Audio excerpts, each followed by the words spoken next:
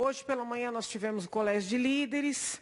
Eu até pretendia escrever nas redes o que eu vou falar agora, mas com a preparação para o colégio acabei não conseguindo. Então eu queria comentar aqui, sempre respeitosamente, um texto publicado pela professora e advogada Luciana Temer na Folha de São Paulo hoje. O título do texto é: o que o governo Lula deve saber sobre violência sexual infantil? O texto se alicerça em três pilares. É professora de direito, é advogada, como eu também sou, e ela parte de três pilares para, vamos dizer, dar orientações para o próximo governo no enfrentamento da violência sexual contra crianças.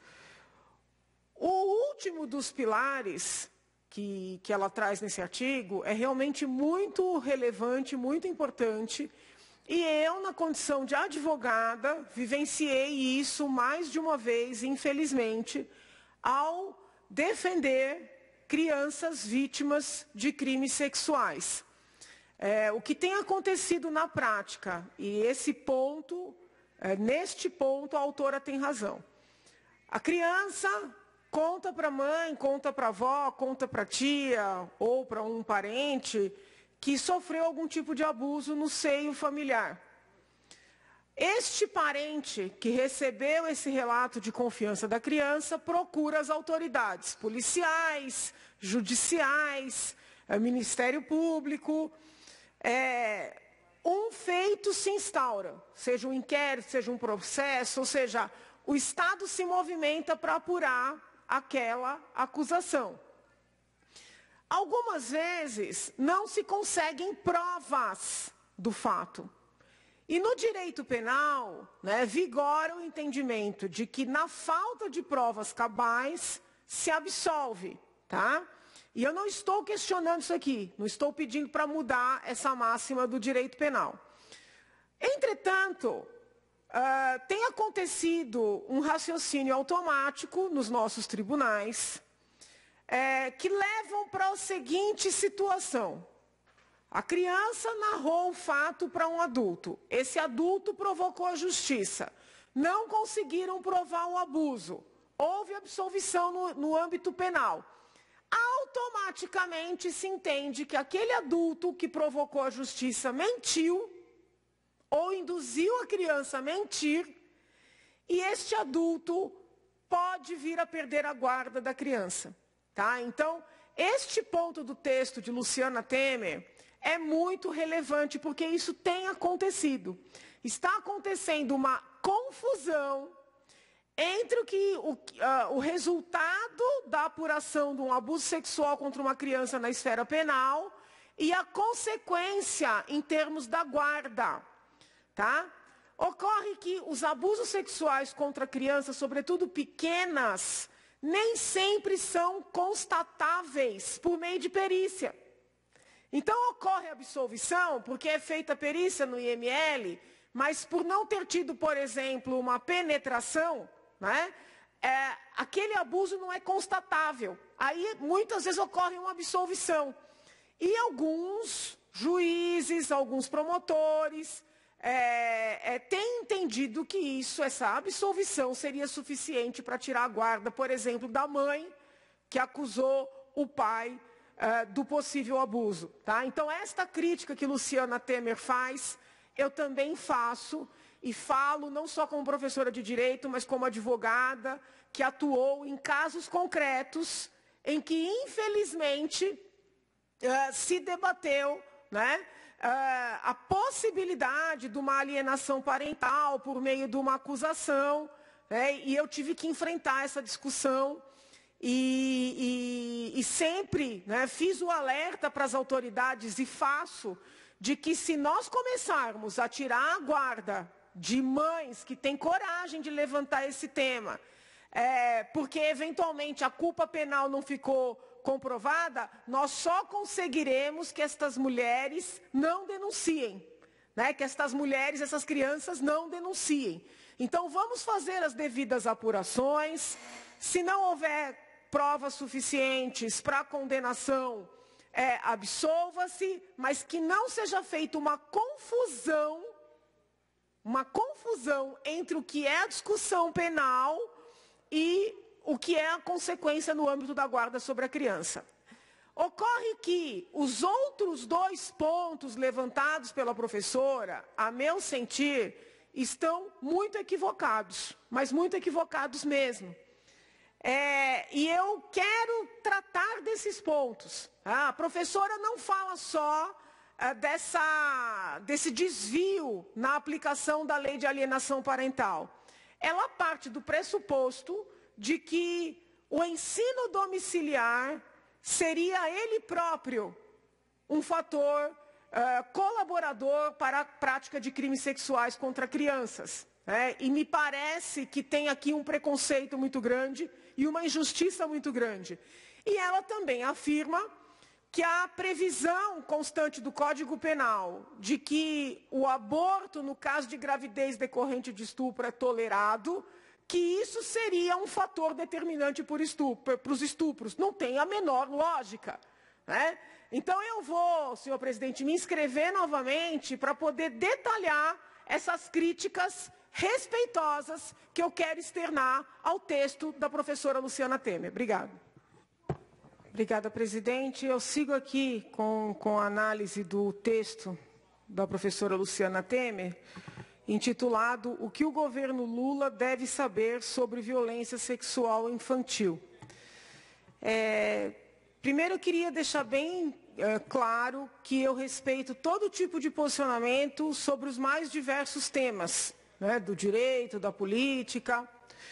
Então, as pessoas podem ser favoráveis ou contrárias ao ensino domiciliar. Podem ser adeptas ou não, entusiastas ou não. Eu, por exemplo, não sou uma entusiasta do ensino domiciliar. Sou muito mais uma entusiasta do ensino escolar em tempo integral do que a ideia do ensino domiciliar. Mas defendo a liberdade das famílias decidirem. Decidirem se seus filhos serão educados em casa, se serão educados na escola, se tempo parcial, tempo integral, se querem uma escola num modelo construtivista, num modelo tradicional, uma escola cívico-militar. Então, eu entendo que numa democracia nós temos que ter espaço para todos os modelos de educação. Então, eu respeito a divergência. O que eu não posso aceitar, com todo respeito no sentido de divergir, é o desvio do argumento. Porque da maneira que esse texto está construído, tem-se a sensação de que o ensino domiciliar seria a causa de crimes sexuais. E essa afirmação, essa sugestão trazida no texto é uma injustiça para com algumas famílias que no Brasil adotam esse modelo, famílias estas que, à revelia da Constituição Federal, são perseguidas, inclusive criminalmente, não por qualquer forma de abuso ou maus tratos contra seus filhos, mas por uma ideologia dominante, que confunde o ensino domiciliar com o abandono intelectual. Existem projetos em trâmite nas diversas casas legislativas no país, tanto no âmbito federal como no âmbito estadual e até municipal, para, vamos dizer assim, disciplinar o ensino domiciliar. E me parece muito injusto que a autora publique um texto vinculando o ensino domiciliar com crimes sexuais contra crianças. Ela tem todo o direito de ser favorável ou contrária ao modelo ou à regulamentação. Agora, esta vinculação me parece uma injustiça para com essas famílias que já sofrem muitas perseguições.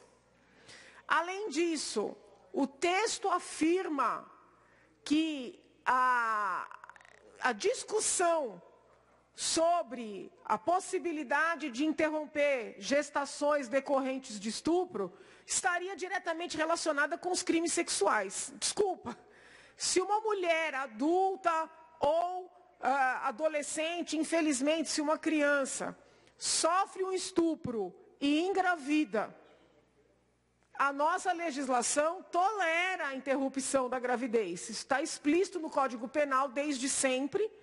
Eu, inclusive, apresentei um projeto nesta casa para trabalhar com limitação temporal, né, para a gente não passar a situação de ter um bebê de 8 meses sendo, entre aspas, abortado, que na verdade já é praticamente um homicídio.